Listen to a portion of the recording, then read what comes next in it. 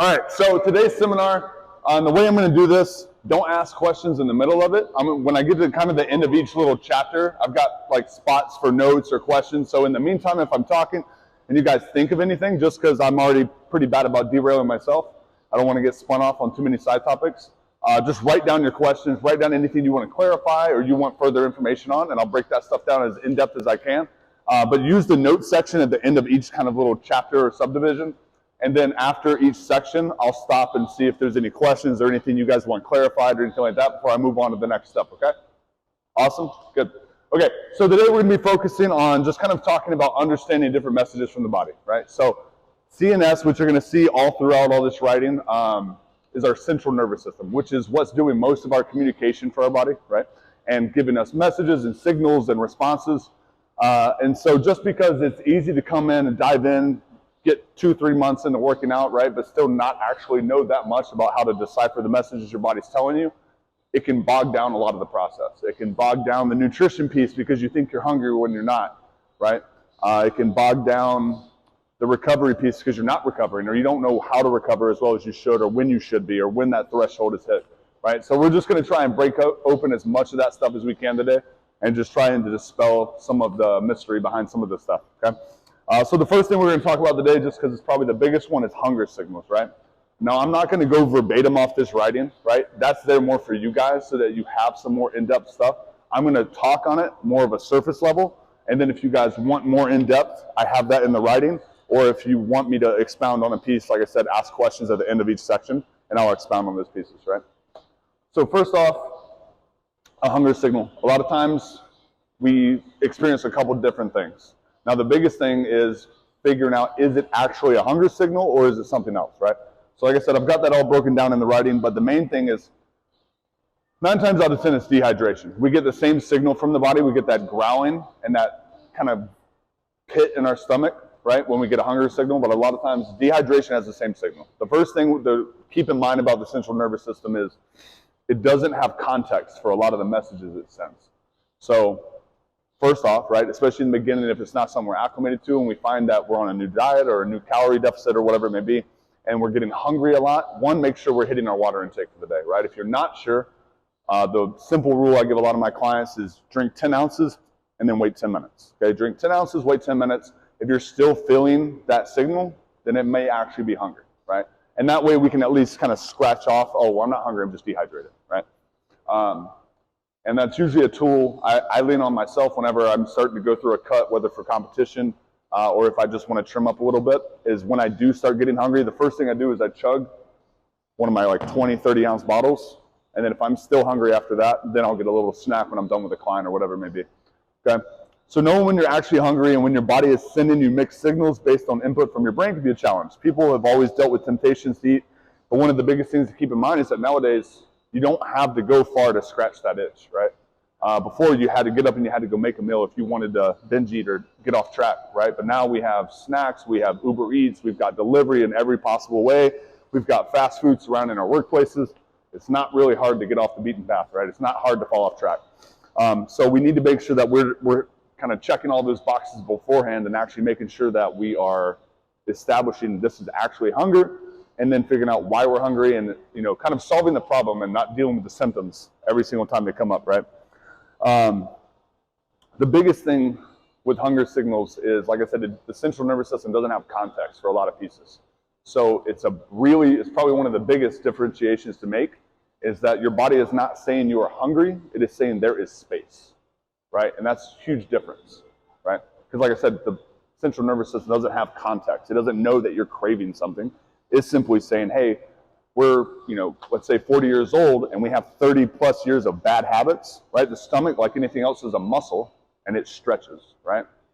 So over time, you have stretched this muscle to a certain capacity through overeating or bad habits, right? And now all of a sudden, you're implementing a bunch of structure your body's not had to deal with. So one, it's going to start sending you signals around the time you typically feed it, right? Because your body acclimates and your body starts creating these systemic processes, right? So one, when we start breaking that habit or changing that habit, so those feeding times and stuff start changing, your body's going to send you signals, right? Typically those kind of systemic kind of signals that have come from patterns typically go away pretty quick. meaning you'll get a hunger signal, and if you don't react to it, it stops sending it, right? Because you're not actually hungry. It's just saying, hey, we usually eat right now, right? So that's the first thing. Second thing, like I said, because it's a muscle and it's stretched all this space, we used to fill it up to here, and now we're only filling it up to here because we're on a diet. Your body is not saying I am hungry, it is saying there is space available. Because usually when you eat, you push it past its capacity. And now it's saying, hey, we're not there yet. We still got some more room if you want to give me more, right? And so it's breaking those habits, both for the central nervous system and for you mentally. Does that make sense to everybody? Awesome. So hunger is specific to the individual, but it's predictable all the same, meaning your hunger at any given day can vary based on a number of things, right? Did you sleep in? Did you go for a run? Did you work out? Did you spend the day watching Netflix? All of these things, right, are going to influence the body differently. And we're really quick to notice that we binge eat on our days off. And the reason is we lost a lot of structure, but the body is still used to eating at the same times, right? So it doesn't matter that you've been sitting binging Netflix or relaxing or just having a decompression day, right? The body's still used to eating at certain points, but because now we have this distraction in front of us, we hop off course, right? But we're not burning the same calories, but we're still eating the same amount of food. So we have to be mindful of these things, right? How are our habits changing? How are like the activities day-to-day changing, right? And making sure that we're responding to that appropriately. One of the best ways to deal with this is obviously by tracking your food, right? Now, outside of typical calorie counting, something I've been implementing with specific clients is, like I said, a lot of times we come into this stuff and we've been 40 years of the same bad habits, right? So it's a lot to go from nothing to track your food every single day, stay inside these calories, hit these macros, eat these specific things, do your cardio, do it right, 100 to 0, or vice versa, 0 to 100. So one of the things that we've done with some clients is, right, we're still tracking our food, but we're not necessarily fixating on the numbers, right? We're trying to figure out, I don't want to deal with the symptoms, I want to deal with the problem. So the issue is, okay, I know you're binge eating, but we need to figure out why, right? Okay, well, it's emotional stuff. Whenever I'm stressed or whenever I had a bad day at work or me and my spouse got in an argument, I tend to go for these things, right?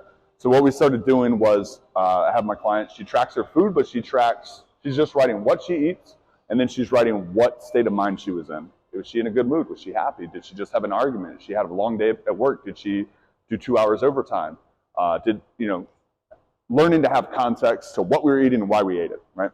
And then beside each item, we write either a W or a P, so whole or processed. And lo and behold, we found out that days where she was stressed out, days where she left work or left home late and got to work late, right? So immediately created more stress. Those days, guess what? She wasn't as prepared. So she didn't have her prep food. She didn't have good options for herself. So she ate more fast food. She ate more processed. She ate more this, that, and the other, and felt like crap accordingly, right?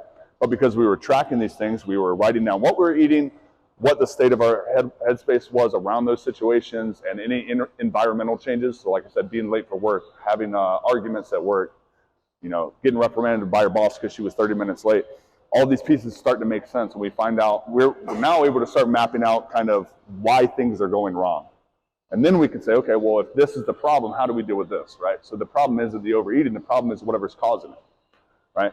So my point is, the more we track, the more we can manage, right? Because we can't manage something we're not tracking. Not relationships, not finances, not food, okay? But when we track our food in this way, we can start to figure out where things are going south and then say, okay, well, why is that, right? Okay, well, it's because she leaves home late every single day. So guess what? We started setting an earlier alarm clock. We don't prep our food the morning of, we prep it the night before. So all she has to do is grab her stuff and go. We made sure that she has kind of healthier frozen meal options already at work. So if something does go south, she's got some options already there, so she doesn't need to last minute resort to fast food or anything like that. You pass that back to her, please. Pass that to her. Thank you. So my point is, hunger signals can be confusing. We can get them for a lot of different reasons. And so what's important is to make sure that we are tracking everything around our food so that when things do go south, we think we're hungry when we're not. It's actually dehydration, whatever it may be. We're able to sit down at the end of the day, end of the week, whatever it may be, and start finding where the actual problems are and not fixating on the symptoms. The symptoms being overeating, the symptoms being not planning to bring food to work or tracking or this, that, the other, right? The problems being the mismanaged stress, the lack of preparation, these other pieces, right? So when we track these things, we're able to figure these problems out and make sure we're actually dealing with the right pieces and getting something out of it, okay? So like I said, there's a lot more kind of extra contextual information there on the printout for you guys. If you guys have any questions about that, anything about hunger signals or anything like that? Nope. You know, one of the things I think that was important what you said is on the things that it's so easy to get stuff. Yeah. You know, I lived in Italy for 5 years, and I lost a lot of weight. Had to walk everywhere. You had to walk. Yep. There was no, not big fast food. Yeah. You had to wait for your food. Yeah. And then I come here and it's like, oh, there was 60 pounds up. Yeah. You know, because it's right there. Yeah, it's just modern accessibility, right? Like we didn't have the same problems before. So now, like I said, the moment we run late for work and we forget our lunch at home, guess what? We get fast food because it's easy, right? We get home and some food's not prepared for dinner. What do? Order out, right? So it's not to say things aren't ever going to go wrong, right? This stuff is not a linear process. It's all over the place, right? But it's making sure that we have things in place so that when something does crap the bed, we have options, right? Or at least we know how to adapt when those things go south. That makes sense? Any questions, guys? Awesome. Okay, so second topic for the day is the effect of strength training on the central nervous system. Don't think of this too specifically in regards to like heavy like powerlifting or hypertrophy or bodybuilding work or anything. Just think of it as resistance training in general. We just want to break down a little bit of what happens to the central nervous system, how it gets fatigued over time, and kind of what those effects look like on our body, whether it be mentally or physically. Okay? So central fatigue, which is the actual scientific term for your central nervous system fatiguing or giving out, right, is defined as a reduction in the output of motor control regions of the brain, which causes a decline in performance. So the simplified version of that is central fatigue is when our body's ability to communicate with our muscles, right, declines, right, simply from being overused, okay? So anytime you move, the brain lights up with nerve impulses generated by chemical activity. A stream of these impulses flow from the brain to the working muscles, so from A to B, causing them to contract. We call this flow of nerves central drive. After some kinds of training, we see that the central drive is reduced, causing a kind of fatigue even if the muscles are fine. So think of this like before telephones, before, you know, back when we had to use like physical messengers, right? Point A and point B are fine. The brain is fine. The command center is fine. The workers are fine, but our ability to get messages to them consistently has declined, right? That messenger has to rest. The messenger can't run from A to B infinitely, right? It fatigues. So our central nervous system, being that messenger, being that highway of information from our brain to the rest of our body, it fatigues over time, okay? It could be as simple as kind of looking at it like a old back road that gets used a lot of times to like avoid meridian, right? People will beat the hell out of every single side road they can to stay off meridian, but that also means that these old, narrower back roads need more work more often. And then when those get shut down, what happens? Meridian becomes miserable for about a month, 2 months, right? Because now all these extra options are fatigued, right? Same thing happens to the body.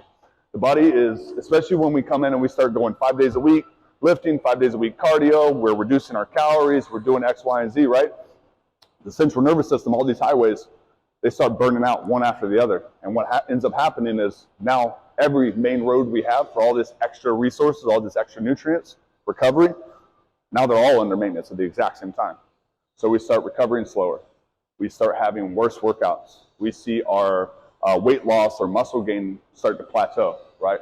It's not that we've hit a literal plateau, but it's just that the process is so slowed down because of our lack of ability to get resources to where we need them that it seems to have stopped. It hasn't, right? Like law of thermodynamics makes sure we keep losing weight, but it's so slow because of our body's ability to respond efficiently has degraded so much. Does that make sense? Okay. All right. So what happens once the central nervous system is fatigued? So at a basic neuromuscular level, when the nervous system is tired, it is slower and less accurate. So research on central nervous system fatigue has shown a direct correlation between serotonin, dopamine, and acetylcholine and the onset of fatigue. So serotonin, dopamine, acetylcholine are different hormones. The way I want us to look at this is hormones, right? Just because we hear about them every day nowadays, it feels like, but no one typically expounds on kind of what hormones are, other than some people have good ones and some people have bad ones. Kind of like the same way we speak about metabolism. Some people have fast ones, some people have slow ones. Not how metabolism works, right? That's a TED Talk for another day. But hormones, the same thing. We have them, right? They are chemical messengers, right? So it's just chemicals that are being sent from one part of the body to another, either to turn something on or turn something off. That is it, right? But that means, especially for women whose hormones go into much larger fluctuations, whether they're in different cycles or postmenopausal or this, that, and the other, a lot more issues than what guys have to deal with, and I'm just now realizing there's not a single penis in here. So you guys can all directly understand kind of the fluctuations your hormones go through on a much day-to-day level than what a male has to deal with, right? So hormones are just chemical messengers from point A to point B to turn something on or turn something off, right? So the three big ones that deal with central nervous system fatigue is serotonin, right? So serotonin is a chemical messenger, and its focus is mood, sleep, digestion, healing, and libido, or sex drive, right? So dopamine, right, allows us the sensation of pleasure, motivation, satisfaction, right? So low dopamine means typically depression, right? And then acetylcholine deals with memory and bodily function, mainly muscle contractions, right? So that's the chemical that's going from the brain throughout the body saying to contract, right? So when we hit that central nervous system fatigue, these three hormones are not being produced or distributed as well as they should be, which means sex drive drops, right? Digestion, healing, muscle contractions, everything, right? The body's ability to function properly and effectively dramatically declines. Does that make sense to everybody? All right. So the big takeaway here, right, is if we beat the crap out of our body 5 days, 6 days, 7 days a week, and we don't allow that central nervous system to reset, to recover, to catch up, we're going to start getting diminishing returns, right? Meaning you can beat the crap out of yourself every single day, but it's not going to matter because your body can't catch up. It can't rebuild fast enough, right? It's like remodeling a house, except the demo team is working 12 hours a day, and the remodel team's working 2 hours. You're not going to have a house in a week, right? Can't keep up. They have to be one-to-one, right? So when we're ripping it all down faster than we can repair it, we're not getting anything positive out of it, right? So as much as it can be addictive to come in, especially when you're on that first month or so and you come in hot and heavy, ready to go, right? It's really important to know when to throttle it back, right? Both for your mental and for the longevity, right? Because it doesn't do us any good if you come in hot and heavy for 6 months and then we don't see you again for 3 years because you burn out and give up, because you plateaued, because you stopped seeing results, right? Does that make sense? Anybody have any questions about kind of this category? Like I said, I have another little section or so, but it's just kind of repeating what I've already told you. Anybody? Any questions? All right. So just remember, hormones are like your chemical messengers for the body to communicate things. Nerves are like your physical messengers. So think of nerves and stuff like stoplights and stop signs, right? And your chemical messengers is more like your postal service, right? So moving on to our next topic. Topic 3, how the body detects and interprets pain. So how your nervous system detects and interprets pain is pretty incredible. Think about it. How does your brain know the difference from a feather touching you to a pinch, or how does your brain know when you're in pain? There are two main parts that make up the nervous system, the brain and the spinal cord, plus the motor and sensory nerves, which make up your peripheral nervous system. So the brain and spinal cord receive signals from your nerves while sending out large patterns of signals to the muscles, controlling your arms, legs, spinal movements, and so on. The spinal cord consistently receives updates to your sensors and detects your muscle flexibility, endurance, and strength. So a lot of the topics we're about to roll into here for this one and the next one, a lot of it's a lot more straightforward. It's not quite as much kind of gray matter in the middle. So what role do nerves play in identifying pain? So like I mentioned, hormones are like our chemical messengers. Nerves are going to be our physical ones, okay? So some nerves send signals related to light touch, while others only respond to more intense pressure. Okay, so for example, if you drop a dumbbell on your foot, how do the sensory nerves in your peripheral nervous system decipher the difference in pain sensations? Because different sensory nerve fibers produce different chemical responses. So, like I said, this one's not a super complicated one. I just want us to kind of have a better understanding of how our body's responding to certain things. Okay, so what role does the brain play in interpreting pain? So the signal from pain proceeds to your brain because pain necessitates more than stimulation and response.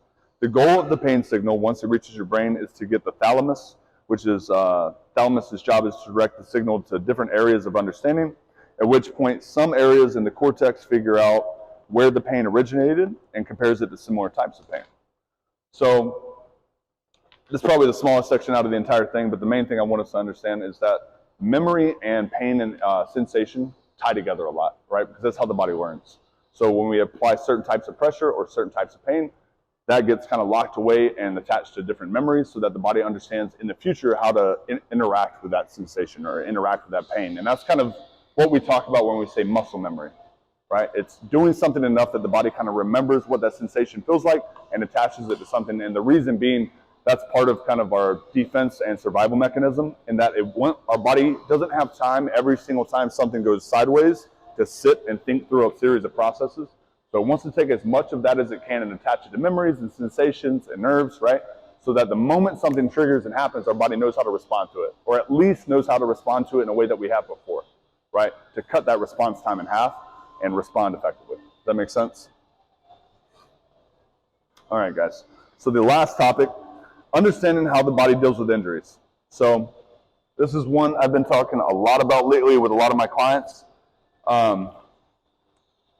And this one I'm going to tie into kind of like a small bonus topic, just because I've been talking about it a ton. I've been seeing it a lot. How many people here, just raise your hands, let's say you sprain your ankle and your ankle swells up. How many people in here throws ice on it? A lot of people. Yeah, a lot of people, right? Who here has heard of the Rice method? Rice method? Yeah. Most doctors still tell people use the Rice method. Okay. Well, the guy that created the Rice method came out 10 years ago, 2013, and says, stop doing this. Stop. Yeah. Because we have new science, we have new technology, we've learned new things, right? So first we're going to break down kind of what is the 3 steps or phases our body goes through when responding to injuries. And then we'll talk kind of about that Rice method and the proper way to kind of address acute injuries and stuff like that, okay? Just because it's going to come up in our little health journey here at some point or another, right? No matter what, no matter how careful we are, at some point we're going to overdo it. We're going to hurt something, whether major or minor, and knowing how to respond to that the right way is going to help us a lot moving forward and making sure that we don't just burn out and tap out, right? So phase 1 is the inflammatory response, right? I know everyone here at some point has heard that inflammation is bad. We've got to throw ice on it, get rid of inflammation, right? Inflammation is literally the first step of our body trying to heal itself, okay? So healing of acute injuries begins with the vascular inflammatory response, right? So your ankle, we're going to focus on ankles. Your ankle is swelling because your veins, your vascular inflammatory response is swelling, right? They're swelling and inflaming or expanding so that they can get more blood, more oxygen, more white blood cells to the site of injury, okay? So that's what injury is, or inflammation is kind of at its core, is simply expansion, right? And it's expanding so that we can, one, create more heat by getting more blood and circulation through, but also so that we can get more resources to the site of injury, okay? So the purpose of vascular changes is to increase blood flow to the local area, mobilize and transport cells to the area to initiate healing. The damaged cells are removed, and then the body begins to put new collagen in the area of injury. This phase is initiated immediately after injury and lasts 3 to 5 days. So some of the signs and symptoms of inflammation, right? Going to be pain, warmth, swelling, tenderness, limited joint or muscle range of motion, okay? Treatment focus is simply to decrease pain and swelling, prevent chronic inflammation, maintain mobility and strength in the adjacent areas while injured areas are rested, okay? So just to make sure we don't get bogged down in jargon, anytime we see chronic, it simply means ongoing, right? So it's not kind of a one-time thing, it's every single day or large periods of time, right? So inflammation, like I said, is trying to expand, it's trying to get more blood, more oxygen in there, and more collagen so that we can treat the injury, okay? So the second step, or second phase of our body kind of dealing with injuries is repair and regeneration. So the second phase is characterized by new collagen formation. So new collagen fibers are laid down in a disorganized manner in the form of a scar. So like stitching a wound together, because that's what our body's trying to do.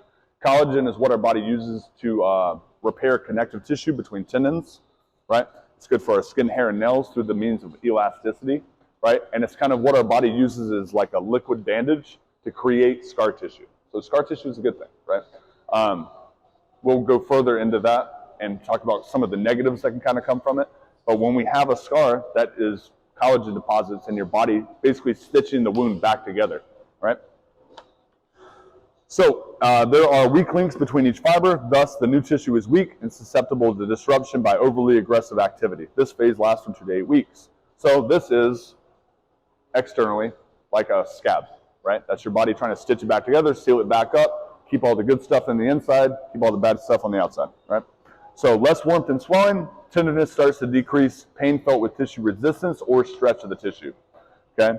Treatment focus is a range of motion exercises, joint mobilization, scar mobilization, basically small amounts of movement, whether this is an internal damage like a torn ligament or an external like a gash, right?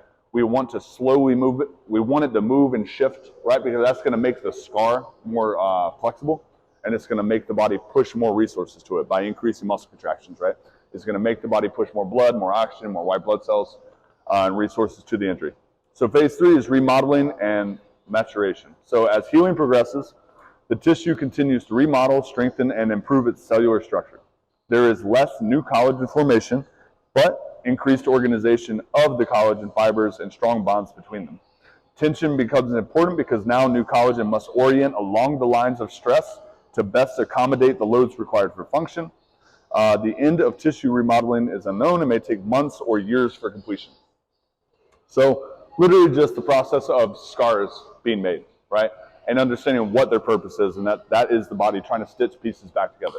But now when we start to get scar tissue on, let's say, muscles or tendons or ligaments or anything like that, anything under the cover basically, we find that now, let's say we tore something in our calf, this has been 2-3 years ago, but now that calf is really tight, right? So the way I want you to think of this is like if you put a fitted sheet over a bed and then pinch together the fabric and stitched it, right? What's going to happen when someone flops down on that and creates tension?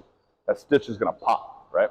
Or let's say it's an unbreakable stitch, it's going to pull from some other section, right? So at some point, calf muscle tore, body stitched it together, but that also means that there is a loss of coverage, right? We took a fixed amount of material and pulled it tighter. So now when there's tension on it, at some point we need to break up that scar tissue. Once it's healed, once it's fixed, and something below the surface of the scar is actually healed back together, we now need to break up that tissue and destroy that scar tissue to recreate that full mobility and that range of motion. And that's where things like foam rolling, muscle scraping, stuff like that can come into place, right? And then just using the muscle. Make the muscle contract, make the muscle get a pump, right? Because pumps when we're working out have greater effect beyond just bro science bullcrap, right? Like beyond just looking better, all right? It's also creating micro tears in the muscle by taking a fixed object and expanding it beyond its typical capacity to create micro tears, right? It's also going to help break up that scar tissue. So we want to use things like the foam roller, like the muscle scraper, to break up that stuff so that we can recreate better circulatory responses, right? So better flow of blood, oxygen, white blood cells, stuff like that, but also so that we can get better contractions while we're working out. Does that make sense, guys?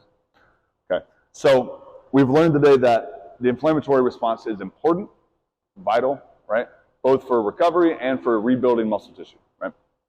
So what I'm alluding to is that we do not want to ice injuries, okay? When we ice something, it freezes, right? So we freeze water, those cells get smashed together, make something solid, right? We go from a liquid to a solid, right? We take muscle fiber and we shrink it together, right? By freezing it or creating cold, right? It tightens it. So if I just screwed up my ankle, let's say I sprained it in here doing class, and then I immediately ice it, I am stopping the healing process. The body is trying to basically, imagine an old house in downtown Puyallup, right? Downtown, smaller, narrower roads, because back then we didn't have massive freaking vehicles, right? Smaller, narrow roads, house goes up in flames, okay? If we had the magical ability to expand and like triple the size of those roads, way more first responders would get there way quicker, right? That's good. It means we're going to deal with the problem faster, right? More lives are going to be saved, and we're going to be able to deal better with what's going on. When we ice it, we take those roads and we shrink them down so that only one emergency vehicle can get through at a time, and if there's already traffic, now they can't get through at all, right? So we're halting that healing process when we put ice on an injury, okay? Now, that doesn't mean we never want to use ice, right? We want to ice an injury if the swelling is causing further injury. So if the swelling is so severe that it's causing further injury or significant pain, we want to ice it, yes, right? Because we need to get the swelling under control and manageable. But if it's just, I hurt my wrist, I hurt my ankle, something's a little bit swollen up, right? Even when we get a bruise, it swells because the body now has to get rid of all those dead cells and that damaged cells, right? So inflammation is good. It's literally the body trying to heal itself, right? So we don't want to stop that process, okay? So one of the really good things about this that we can do are things like, for the central nervous system, getting away from the musculature, right? So for central nervous system fatigue and helping that body, the body reset those processes is going to be things like ice baths, okay? Now, I don't want you to use ice baths for muscle, right? Especially if you are someone that's trying to build muscle tissue or hypertrophy, right? Doing an ice bath directly after a workout is going to stunt muscle growth because it's stopping that inflammation, it's stopping that repair, right? But for the central nervous system, ice baths are phenomenal because it's going to help reset the central nervous system. Basically, it's going to stimulate the vagus nerve.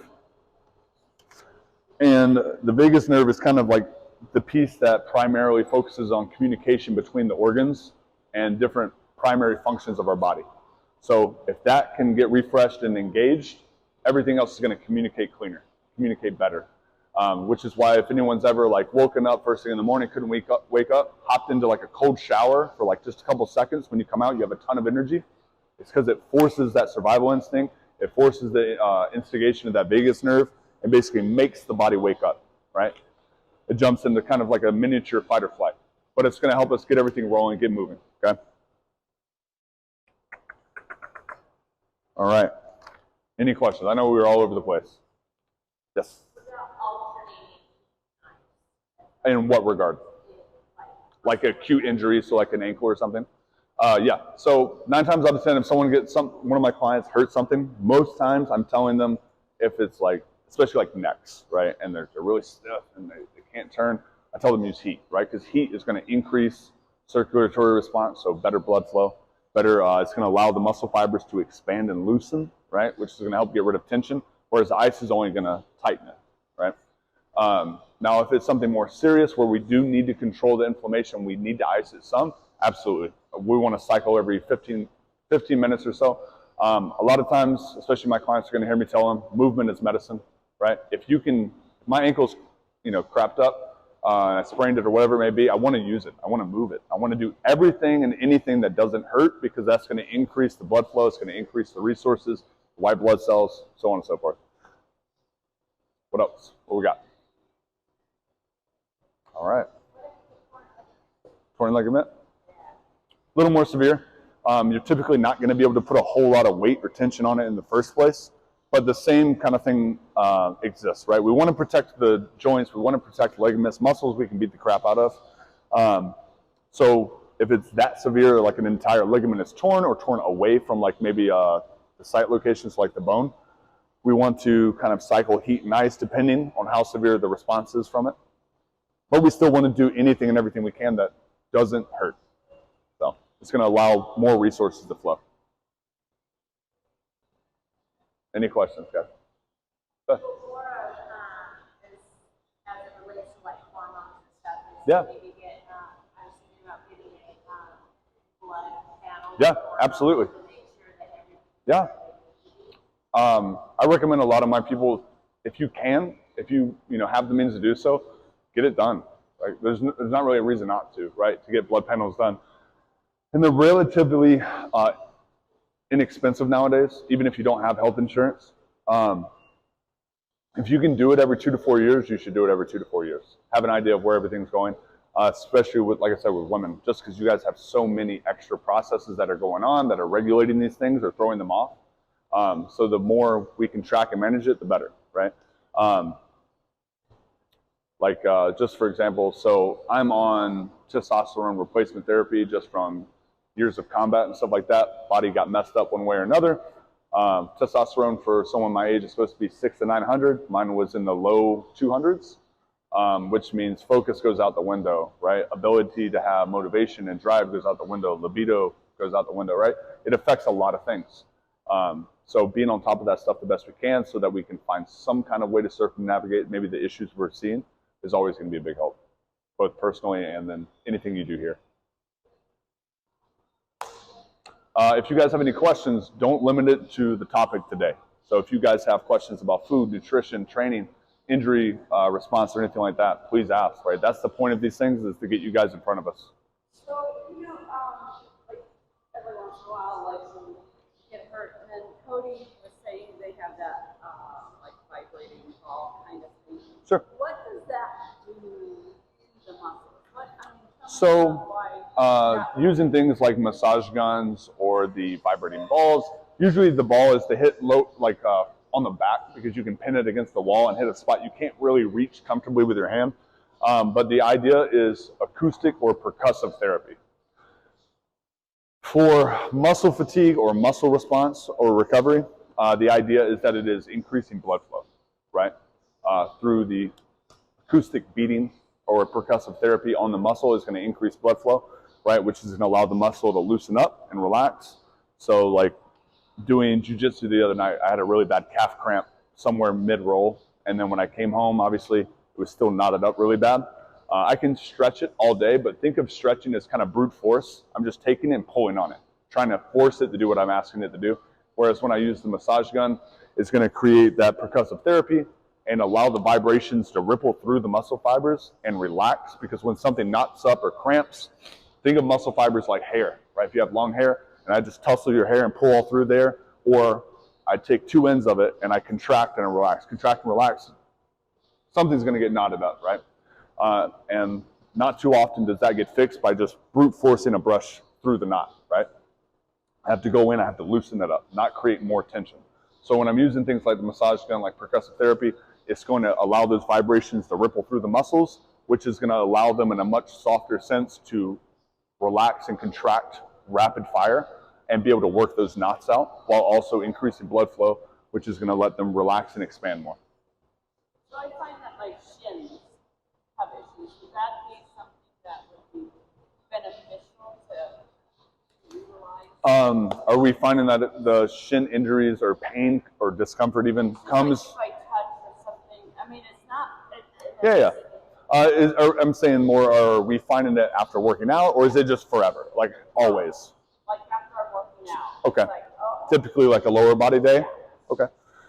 So first thing to always look at is our shoes, right? Yeah. Most running shoes, most modern day shoes nowadays are one, pin-toed. Nike is one of the worst ones for this.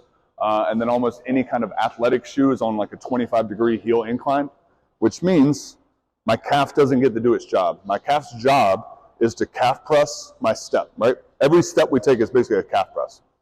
My calf's job is to propel me forward, which means it should get a stretch and a contraction with every step.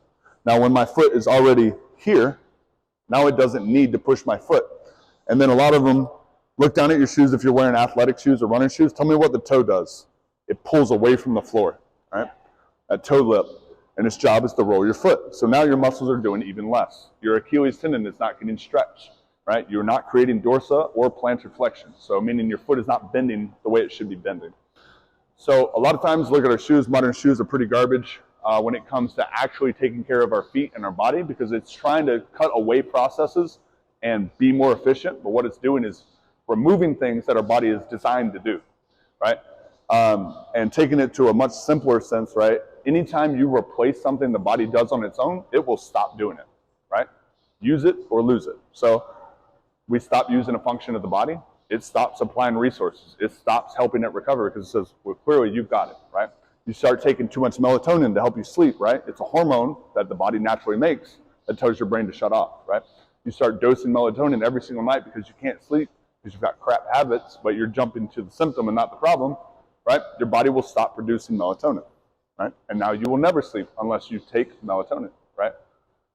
So if we replace something the body naturally does, body cuts it short. Just because the way the central nervous system and the body is responding to this is efficiency, right? I have X amount of hours I can work. I've got X amount of employees. If I don't need to run this warehouse, I'm going to pull those bodies over here, right? So first thing, if the shins are really tight all the time, first, like I said, look at our shoes, see if that's potentially creating a problem. From there, obviously we want to stretch more, but stretching it doesn't do what we think it does. It's not lengthening the muscle, right? Stretching does not lengthen the muscle. Yoga does not lengthen the muscle. It does not make you more flexible, right? What yoga does do, what stretching does do, is increase your pain tolerance and that range of motion, right? So I touch my toes, my hamstring runs from my waist to behind my knees, right? It creates a burning sensation. That is my central nervous system saying, hey, we don't go to this range of motion, which means it's probably dangerous, so don't do that. So it's sending me a pain signal to say, stop doing that, okay? I keep doing it every single day. I keep doing it every single day. Central nervous system says, great, you're not listening to me, so I'm just going to stop sending you the signal because clearly we are fine in this range of motion. So I have not lengthened the muscle. I've not become more flexible. I've simply removed my pain tolerance in that area. Does that make sense? So if we want to actually lengthen the muscle, right, it can't be a choice. The body I can't be just doing this and saying, okay, be longer, right? Otherwise, there'd be a lot happier husbands out there, right? So I need to create an ultimatum, right? I need to create an ultimatum, right? So I need to do a loaded stretch. So let's say same movement, but I lay down on a bench and I hold 40-pound dumbbells. Now my body has been given an ultimatum, stretch or tear. It will stretch, okay? As long as it is within a acceptable threshold, right? Now if I go and I lay down with hundreds, all right, that's it. I'm gonna be Ace Ventura 2 for the rest of my life. So we still need to keep it reasonable, but there's a difference, okay? So using it more, we wanna do whatever we can. We wanna make it more commonplace so that this doesn't seize up, because a lot of times it's just that we're coming in, we're doing legs, and we don't do a lot outside of here. So when we leave, this is all pumped full of blood and resources and waste, right? And then we don't do anything about it. So stretching after is less to relieve tension and more to make sure that the body gets rid of waste buildup in the muscles, okay? So we have two types of systems that do these things. We have the circulatory system, right, which flows constantly, so our veins, capillaries, stuff like that. And then we have the lymphatic system, right? Lymphatic system is there to help get rid of waste, but it is not circulatory, okay? Think of it like milking a cow. You have to squeeze it and pull it out, right? So the lymphatic system is there so that the muscles and other parts of the body can excrete waste or get rid of waste in a way like if it needs to do it really quick to allow more resources to come through. So we get lactic acid buildup in our muscles. You get rid of that out of the lymphatic system by creating contractions. You have to use it, right? You got to move. You got to use it. You have to do things like foam roll, massage gun. You have to work it out of the lymphatic system, out of the muscle, right? So if I come over here and I do 400 freaking calf presses and then I just walk out, I've just got a ton of buildup, a ton of resources pooled in one place and then didn't deal with it, right? So when I wake up the next morning and it feels like crap, I know why, right? Because all of that stretched and pooled fixed objects, whether veins, capillaries, circulatory system, lymphatic system, muscle, right? It took fixed objects, stretched them, and then didn't disperse any of it, okay? That makes sense? Awesome. Any questions? And like I said, this can be about any topic, guys. Like, I want to come in and just teach you guys a little bit about something I'm sure you don't know, but then if you have other things, I want you to ask it, right? Use as much of the FaceTime as you guys can. Anything about supplements? Candy's going to kill me when she sees this video and sees I keep sitting on the lights. Circulatory, or like I said, any muscle stuff, training, programming, nutrition, supplementation, anything like that. I want to be able to be as much of a resource as I can. Nope. So, just in the last 2 weeks, Yep. I'm not sleeping. I mean, I'm up till 1 and I get up at 4:30 to go to work. And I've noticed it's slowing me down. And I was taking melatonin. Yeah. So, I'm like, How many days a week are you coming in here? about 3. Okay. Monday, Workout and some cardio? Okay. Are you active outside of here? Do we go on walks? Do we go on hikes? Anything like that? Sit on my butt at work. That's okay. You got to remember that as we get older, right, the body starts to run out of resources, right? It's hard for the body to create new resources. So as we start to run through those as we get older, and then we're still increasing activity and stuff like that because we're trying to make body-based changes or anything like that, the central nervous system is going to fatigue faster, right? And central nervous system fatigue is something that can go and attach to it, right? Like having bad sleep, because your body's trying to do so much now while you're trying to sleep that it's keeping you up, right? Because you got to remember, the body doesn't just shut off when we go to sleep. It's still doing 1,000 things. It's repairing muscle tissue. It's creating scar tissue all over the body from everything we did that day. It's restoring different hormones, HGH, testosterone, estrogen, all these things, right? So it doesn't just turn off. It's still working. But now imagine your body like a hotel, okay? During the daytime, people are coming and going, they're doing all kinds of things, right? The night shift comes in, typically pretty minimal staffing, right? And kind of cleans up everything to make it ready for the next day. Except now, there's about 6 times as many night staff coming in, doing way more work trying to get caught up because they've been behind for months. People in those rooms probably not going to sleep quite as well when the vacuum's running, right? And there's people running up and down halls trying to get stuff ready for the next day. So the body's going to have a harder time sleeping, have a harder time shutting down because so many processes are running. Does that make sense? So I'm not going to tell you that that's the only problem, right? We also need to start looking at things like our habits. Because like I said, our habits are typically the problem. And then all this other random crap we're running into, binging, right? Diet problems, gaining weight, whatever it may be. Those are the symptoms. Those are not the problems, right? The problems are habits. Our habits are crap, right? Because we choose convenience way more than we should. How many people in here sit up and play on their phone up to the hours leading to bed? Most of us, right? So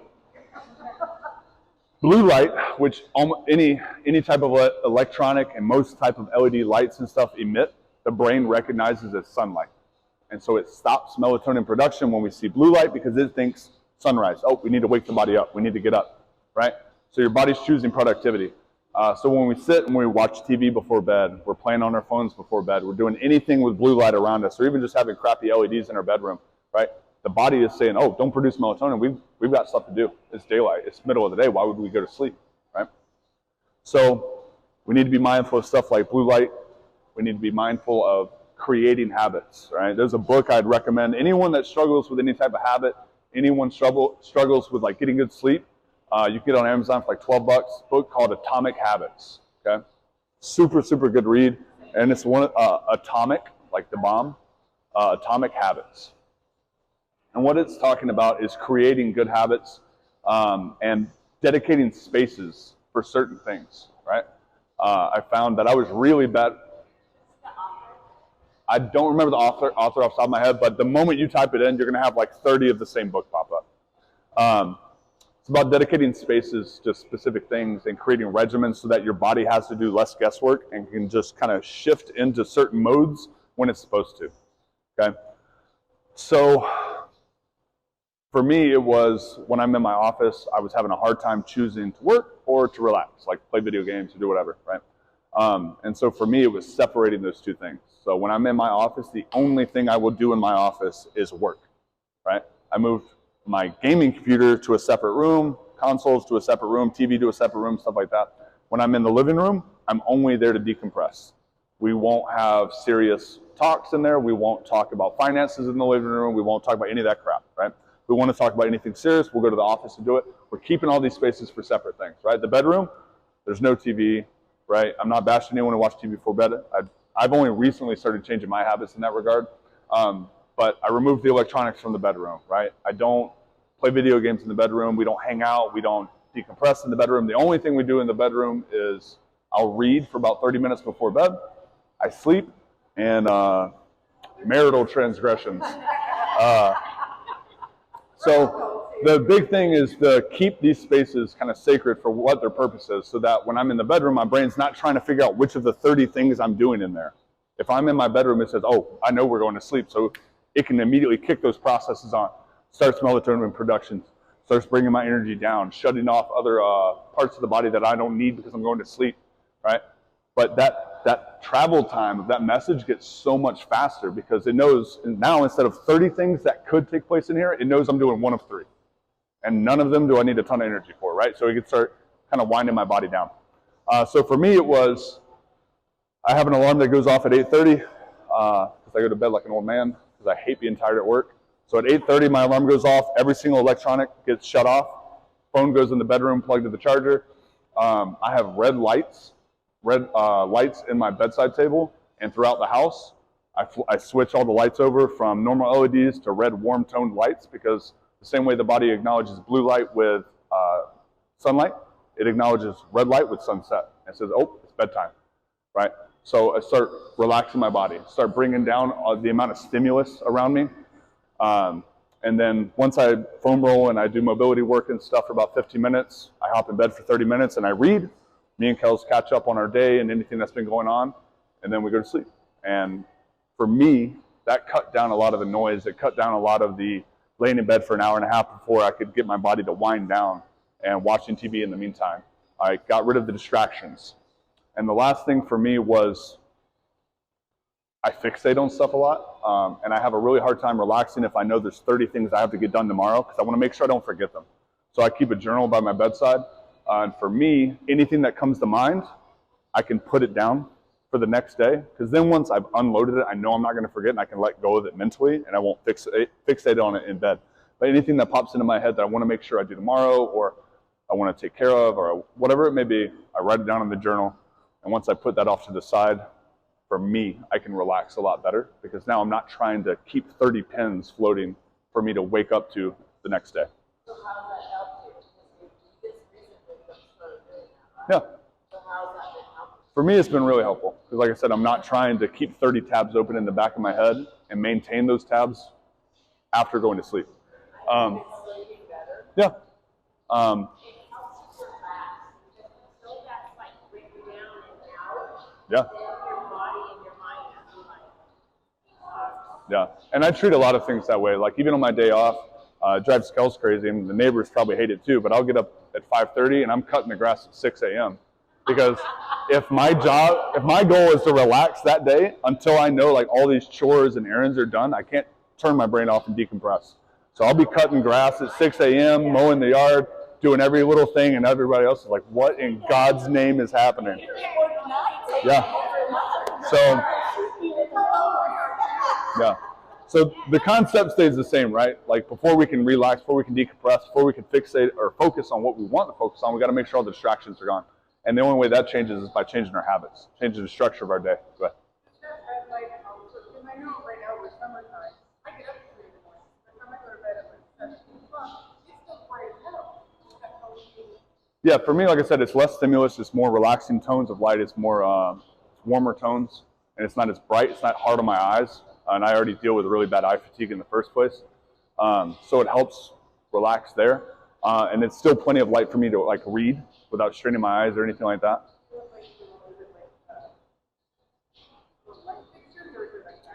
Yeah, so I just changed, got like smart LEDs in the lamps that I can change the tones, and I just have them linked to a timer. So at a certain time of day, they naturally shift over throughout the house, so that throughout the house, I'm relaxing, I'm decompressing. And like I said, I have all my TVs, everything electronic, same thing. I've got them all Bluetooth synced to timers that after a certain time, they shut off and start reducing the amount of noise around me, the amount of stimulus around me, the amount of distractions. That just makes my career, like so much. Yeah, absolutely. My life and my dad. Yeah. I take care of everything. Well, Yeah. I know I have a TV in my bed, but if I when I go in, if I set the sleep timer, Yeah. then I can relax. Yeah. But if I don't set the sleep You just keep going. I keep watching whatever it is. Yeah. I'm like, but if I always do that, then I'm gone. Yeah. And I'm out.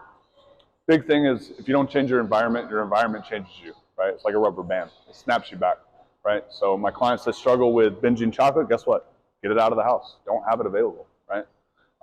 If it's always running late for work, get up earlier. Make sure your food's prepared the night before, not the morning of, right? Keep stuff at work as an emergency, right? Figure out what the actual problem is and stop fixating on the symptom. The symptom's irrelevant, right? You have a 16-year-old daughter, she wrecks her first car you buy her. You don't go buy her a $40,000 Audi, right? And then she wrecks that one, and you buy her a new car, and she wrecks that one, right? You're not dealing with the problem, you're dealing with the symptom, right? So we have to make sure that we're fixating and we're focusing on the right pieces and then adjusting them accordingly and actually trying to circumnavigate these problems and not just repeating the process over and over and over and wondering why we're not moving forward. So I think I've more than run over my time, guys. If you have any more questions for me, get them to me whenever you can, and I'll try to get you guys a response. But thank you guys for coming. Make sure you sign in.